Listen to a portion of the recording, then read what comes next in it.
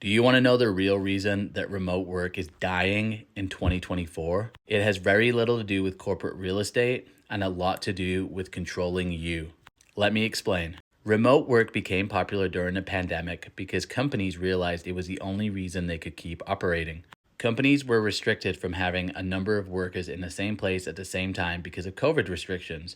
This meant the only way that they could keep operating was to allow people to work from home. So companies that had for years said that remote work was impossible were now forced to offer remote work to their employees. But for employees, they realized something. They realized that they could live their life and have flexibility and still get their work done when they worked remotely.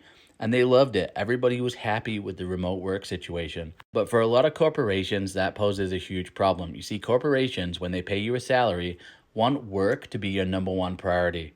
They don't care about your personal life and they don't care about flexibility. Remote work posed a huge threat to work being the number one priority in people's lives.